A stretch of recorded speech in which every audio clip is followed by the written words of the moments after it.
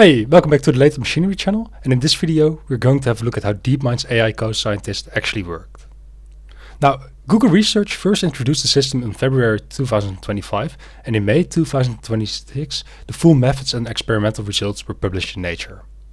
Google DeepMind built the system, and the agents evaluated in the study were powered by Gemini 2.0. So DeepMind is the research organization, while Gemini is the organizational family of models.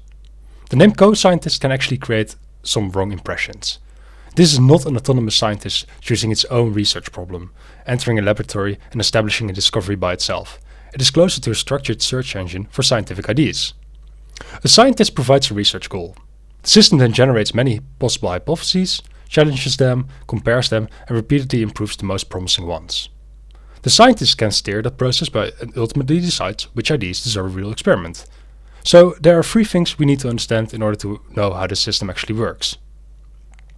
How does the hypothesis tournament work? What does its ELO score actually measure? And did any of the resulting hypotheses survive contact with reality? Now, if you look at the hypothesis tournament, this is where co-scientist actually differs from simply asking Gemini to suggest an idea. To make the diagram concrete, imagine that a scientist wants to understand why a bacterium has become resistant to a treatment. Well, this is an illustrative example, but it gives us a useful question to follow through a system. The scientist begins by describing the research goal in natural language.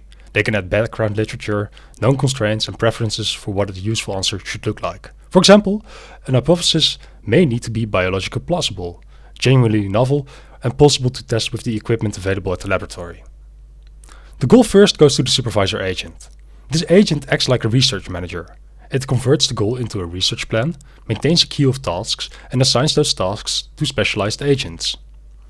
The system operates asynchronously, so different agents can work on different parts of the problem while the supervisor keeps track of the overall state. The generation agent proposes an initial collection of hypotheses. The important point is that it does not commit to the single explanation. It creates multiple candidates that can compete. The reflection agent then behaves more like a skeptical peer reviewer. It checks whether an hypothesis is plausible, searches for relevant evidence, and looks for contradictions with existing research. It can break a complicated hypothesis into smaller assumptions and ask whether one weak assumption would invalidate an entire proposal. It can also simulate how a proposed mechanism for experiments might fail. The ranking agent then compares hypotheses in pairs. For the highest ranked candidates, this can involve a multi-turn scientific debate. Lower ranked candidates may receive a simpler single-turn comparison. At the end of each match, the agent decides which of the two hypotheses is stronger and updates their ELO ratings. The evolution agent uses the tournament results to create improved hypotheses. It can combine useful elements from different candidates, simplify an overly complicated proposal, or generate a new version that addresses earlier criticism. Importantly, it creates a new candidate rather than simply overwriting the original. The new version has to enter the tournament and compete for itself. The proximity agent maps which hypotheses are similar. This helps the system organize relevant comparisons, reduce duplication, and preserve a more diverse landscape of ideas. The meta-review agent looks across the accumulated reviews and tournament results, then summarizes recurring weaknesses and possible directions for improvement. And all of this is stored in a persistent context. The agents do not need to rediscover the same criticism every round. Reviews, comparisons, and feedback can influence what happened next. The process then repeats: generate, criticize, compare, and evolve. At the end, the scientist receives a ranked and refined collection of hypotheses, along with a research overview and possible experiments. But the system still needs a way to turn all these pairwise comparisons into a useful ranking, and that's where the ELO comes into play. ELO was originally designed to rate chess players, but the intuition is simple. Every time two competitors meet, the winner gains points and the loser loses points. Over many matches, those changes produce a leaderboard. DeepMind uses the same basic idea for the hypotheses. Instead of two chess players, the ranking agent receives hypothesis A and hypothesis B. It compares their scientific merits and decides which one is better. So in a Nature paper, it tells us that every new hypothesis begins with an ELO rating of 1200. The equations on this side are the standard ELO mathematics used to explain what happens next. The first equation calculates EA, the expected score for hypothesis A. So you can think of this as the system's prediction before the match. If A and B both have a rating of 1200, they are considered equally strong. A's expected score is therefore a half, in other words 50-50. If A had a much higher rating than B, its expected score would be closer to 1. If A were an underdog, its expected score would be closer to 0.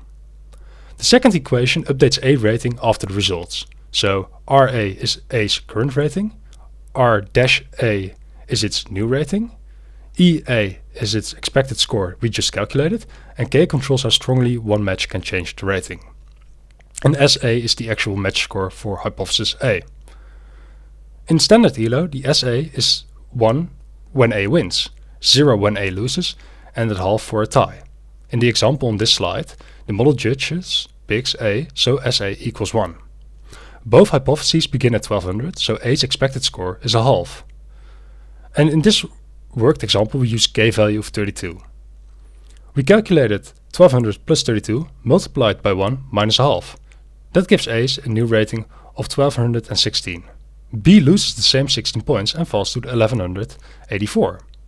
This also explains why an upset matters more. If a highly rated hypothesis beats a much weaker one, the result was already expected, so the rating moves only slightly.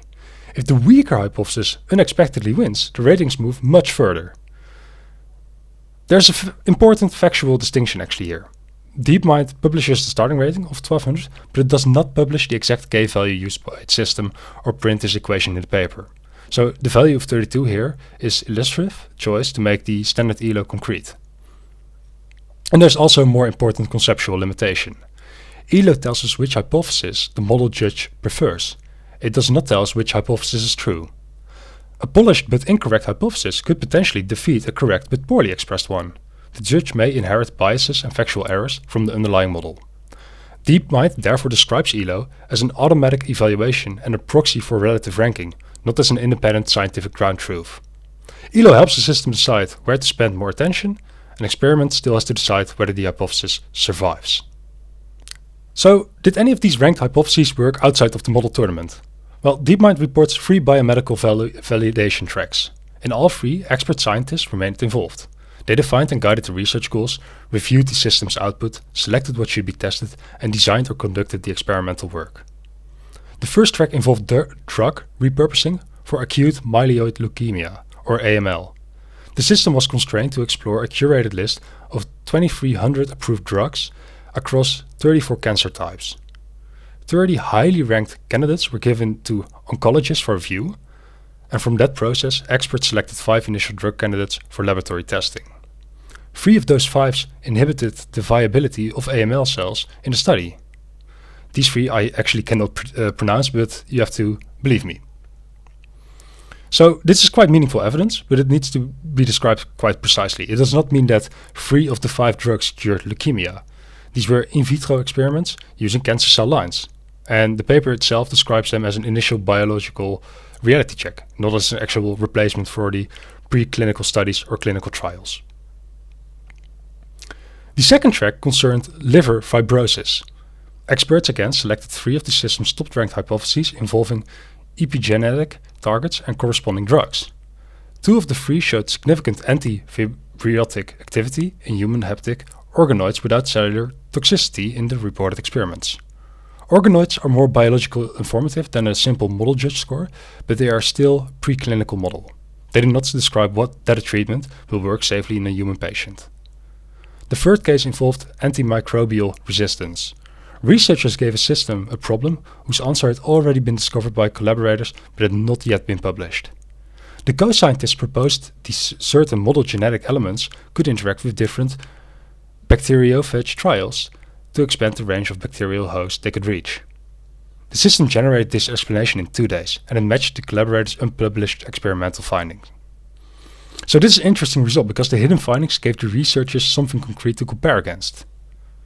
But it was not an AI-originated discovery. The laboratory results already existed, and the researchers knew what the answer they were looking for, even though the model did not. So taken together, these 3 cases are stronger than simply showing that an AI system can produce convincing scientific literature. Some selected hypotheses were connected to real experimental outcomes, but the evidence is still preliminary. Experts selected and concentrated in a small number of biomedical applications. So then, what does the evidence actually support? Well, the most accurate conclusion is not that DeepMind has built an autonomous scientist. It has built an expert-guided system for searching and prioritizing scientific hypotheses.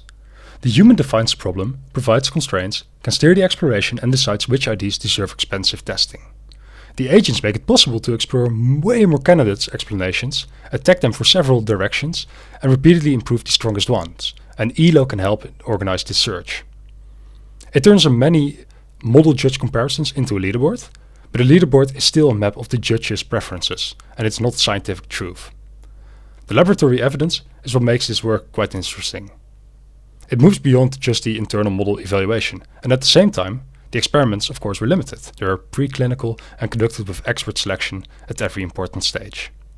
So I would describe the co-scientist as an idea search and prioritization engine for researchers, and that's still incredibly valuable. But its value is not that it can declare a discovery. Its value is that it may help scientists decide which possibilities are worth investigating next. So the co-scientist does not replace the scientific method, it tries to improve what enters the scientific method itself. So I hope this makes the DeepMind co-scientist a bit more clear, and if you like this video, please leave a like or comment, and see you at the next video.